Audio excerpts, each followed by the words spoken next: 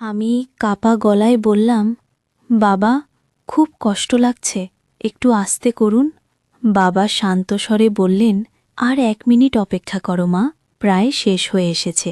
তো বন্ধুরা, আপনারা যদি এই ভিডিওটির আবেগ অনুভব করতে চান তাহলে ভিডিওটি না টেনে সম্পূর্ণ দেখুন। বন্ধুরা, আমার নাম বিপাশা, আমি ক্লাস 9-এ পড়ি।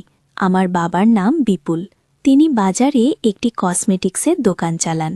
আমার মা বেশিরভাগ সময় একদম স্বাভাবিক থাকেন, কিন্তু মাঝে মাঝে তার মাথায় সমস্যা দেখা দেয়, তখন তিনি একটু অস্বাভাবিক আচরণ করেন। একদিন রাত প্রায় 10টা বাজে, মা তখন কিছুটা অস্থির হয়ে যাচ্ছিলেন। বাবা শান্তভাবে বোঝানোর চেষ্টা করছিলেন, কিন্তু মা রাগে বকাবকি করছিলেন। আমি ঘরের বাইরে থেকে সব শুনছিলাম। পরে চুপচাপ গিয়ে দেখি মা অনেক রেগে আছেন আর বাবা চুপচাপ বসে আছেন। কিছুক্ষণ পর বাবা ঘর থেকে বের হয়ে এলেন। বাইরে এসে আমাকে দেখে বললেন, মা, আজ রাতে আমি তোমার মায়ের সঙ্গে ঘুমাতে পারবো না। ওর মাথায় আজকে একটু বেশি সমস্যা হচ্ছে। যদি তোমার ঘরে একটু জায়গা দাও তাহলে আমি ওখানেই ঘুমাতে চাই। কালকে সকালে দোকানে অনেক কাজ আছে। আমি অবাক হয়ে বাবার দিকে তাকিয়ে রইলাম। এত রাতে বাবা কখনো আমার ঘরে ঘুমাননি। তার চোখে ক্লান্তি ছিল, কণ্ঠে এক ধরনের ভারী ক্লান্ত ভাব। আমি কিছু বললাম না, চুপচাপ মাথা নাড়লাম। বাবা আমার ঘরে এসে বিছানার একপাশে চুপচাপ বসে পড়লেন। জানালার বাইরে তখন হালকা বাতাস বইছে, চারদিকে এক অদ্ভুত নিস্তব্ধতা। মনে হচ্ছিল পুরো বাড়িটাই যেন গভীর কোনো রহস্যে ঢেকে গেছে। বাবা নিঃশব্দে বললেন, মা, আজকের রাতটা একটু অন্যরকম। তোমার মাকে আমি একা রাখতে পারিনি, আবার ওর ঘরে থাকা সম্ভব হচ্ছিল না। আমি কিছুই বুঝতে পারছিলাম না। কেন যেন মনে হচ্ছিল আজকের রাতটা শুধু অস্থির নয়, এর পেছনে লুকিয়ে আছে আরও কিছু, এমন কিছু যা আমি এখনও জানি না।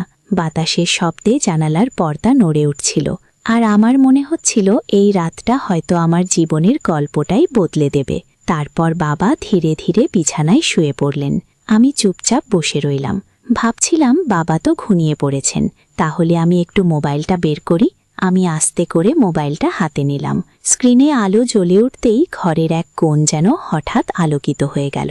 মনে হচ্ছিল নীরবতার মধ্যে এই আলোটা যেন খুব বেশি কিছু বলে দিচ্ছে।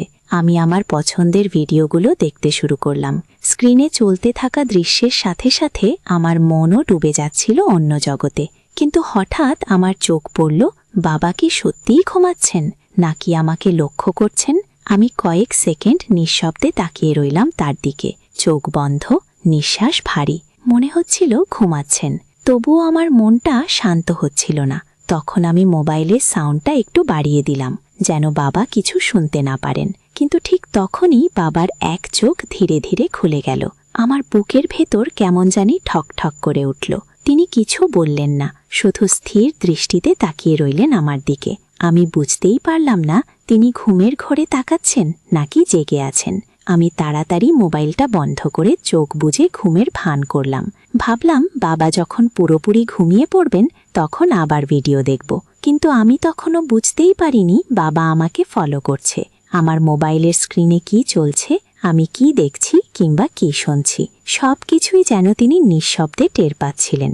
তিনি একদম চুপচাপ শুয়ে রইলেন, চোখ বন্ধ, মুখে একটিও শব্দ নেই। আমি ভাবলাম বাবা ঘুমিয়ে গেছেন, তাই আবার মোবাইলটা হাতে নিলাম। এবার সাউন্ডটা একটু জোরে দিলাম। ভেবেছিলাম তিনি ঘুমের মধ্যে কিছুই শুনতে পাবেন না, কিন্তু না, বাবা ঘুমিয়ে পড়েননি। তিনি শুধু ঘুমের ভান করছিলেন। আমি তখনও তা বুঝিনি। আমার মন তখন ডুবেছিল সেই ভিডিওতে।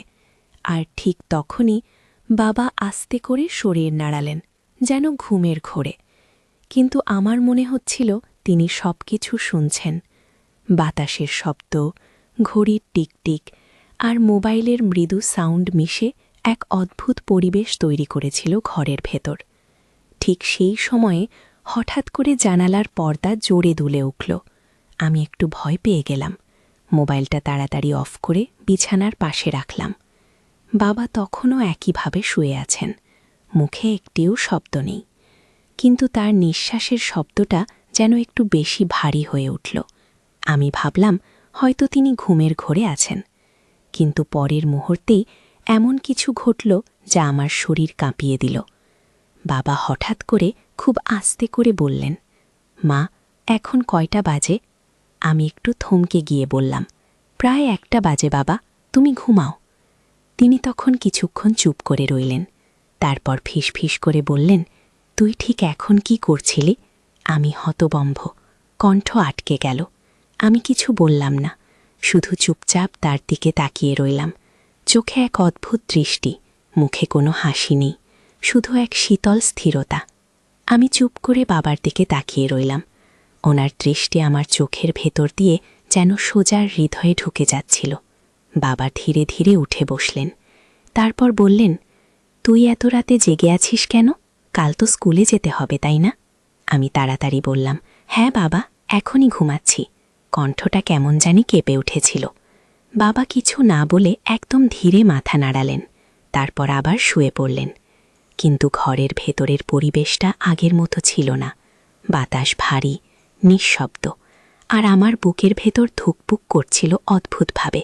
আমি চোখ বন্ধ করলাম, কিন্তু মন শান্ত হচ্ছিল না। মনে হচ্ছিল বাবা কিছু একটা ভাবছেন, এমন কিছু যা আমি বুঝতে পারছি না। কয়েক মিনিট পর বাবা আবার বললেন, তুই কি রোজ রাতে এমন করে জেগে থাকিস? আমি অবাক হয়ে গেলাম। বাবার কণ্ঠে রাগ ছিল না, কিন্তু একটা প্রশ্নচিহ্ন লেগেছিল, যেন তিনি আমার মধ্যে কিছু খুঁজছেন।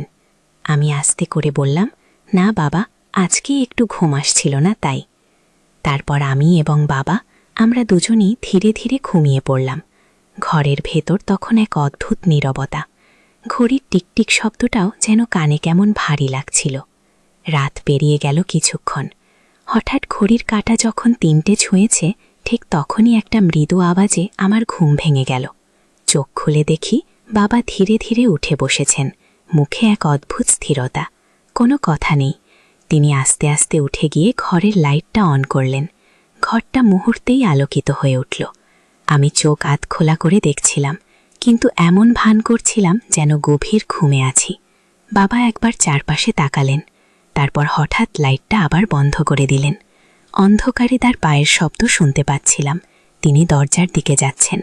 দরজাটা আস্তে খুলে বাইরে গেলেন। আমি চুপচাপ বিছানায় পড়ে রইলাম। বুকের ভেতর কেমন ঠক ঠক করছিল। বাইরে তখন কুকুরের ডাকে আর বাতাসের শোষো শব্দে বাড়িটা আরও ভয়ানক লাগছিল। 2-3 মিনিটের মতো কোনো শব্দ পেলাম না। মনে হচ্ছিল বাবা হয়তো উঠানে গেছেন অথবা নিচে কিছু খুঁজছেন। তারপর হঠাৎ আবার দরজার হালকা কর্চা শব্দ শোনা গেল। বাবা ফিরে এসেছেন। তিনি আবার ঘরে ঢুকলেন। হাত বাড়িয়ে একবার লাইট অন করলেন, কিন্তু সঙ্গে সঙ্গে বন্ধ করে দিলেন।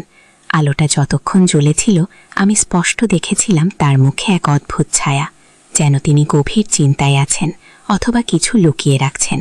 তারপর তিনি ধীরে ধীরে এসে নিজের জায়গায় শুয়ে পড়লেন। আমি তখনও চোখ বন্ধ করে আছি, কিন্তু ঘুম আসছে না। বাবার নিঃশ্বাসের শব্দ, বাইরের বাতাসের শোষ আওয়াজ আর ঘড়ির টিকটিক সব মিলে সেই রাতটা হয়ে উঠল এক রহস্যময় নীরবতার রাত। আমার মনে হচ্ছিল বাবা বাইরে গিয়ে কিছু একটা করেছেন, কিন্তু কি সেটাও আমি জানি না। শুধু একটা অনুভূতি বারবার মাথায় আসছিল। পরের সকালে ঘুম ভাঙতেই প্রথমেই আমার চোখ গেল বাবার দিকে, কিন্তু বিছানাটা খালি, বাবা কোথাও নেই। আমি দ্রুত উঠে বসলাম। ঘরের জানালা খোলা, পর্দা হালকা দুলছে, আর বাতাসে এক অদ্ভুত গন্ধ, যেন পুরনো ধোয়া, ঘাম মিশে আছে। আমি একটু ভয় পেলাম। মনে পড়ল রাত 3টের সময় বাবা বাইরে গিয়েছিলেন। হয়তো এখন দোকানে চলে গেছেন। কিন্তু ঘড়ির দিকে তাকিয়ে দেখি সকাল মাত্র 6টা বাজে। বাবা কখনো এত সকালে বেরোন না। আমি চুপচাপ ঘর থেকে বের হয়ে মায়ের ঘরের দিকে গেলাম। দরজাটা আধ খোলা।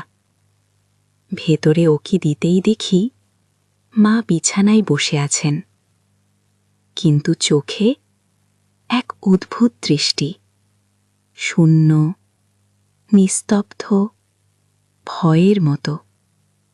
আমি আস্তে করে বললাম, মা, বাবা কোথায়? মা ধীরে ধীরে আমার দিকে তাকালেন। এক মুহূর্তের জন্য মনে হল তিনি যেন কাউকে খুঁজছেন মনে মনে। তারপর খুব নিচু গলায় বললেন, বিপাশা, তোর বাবা তো সারা রাত এই ঘরে আসেনি। আমি হতভাগ। কি বলো মা? কিন্তু বাবা তো আমার ঘরেই ছিলেন। মা কিছু বললেন না, চুপচাপ তাকিয়ে রইলেন আমার মুখের দিকে। তারপর আস্তে করে বললেন, তুই নিশ্চিত তো ওটা তোর বাবা ছিল? আমার শরীর হিম হয়ে গেল। বুকের ভেতর ঠক ঠক শব্দ হচ্ছিল, হাত পা কাঁপছিল। আমি কাঁপা গলায় বললাম, মানে মা, তুমি কি বলছো? মা আর কিছু না বলে ধীরে ধীরে জানালার দিকে তাকালেন। বাইরে রোদের আলো পড়েছে, কিন্তু বাতাসে এক অদ্ভুত ঠান্ডা ভাব। আর আমি বুঝে গেলাম, রাত ৩টের সেই মানুষটা হয়তো বাবা ছিলেন না। তো বন্ধুরা, এই গল্পটি কিন্তু এখানে শেষ নয়। এই গল্পটির দ্বিতীয় পর্ব রয়েছে।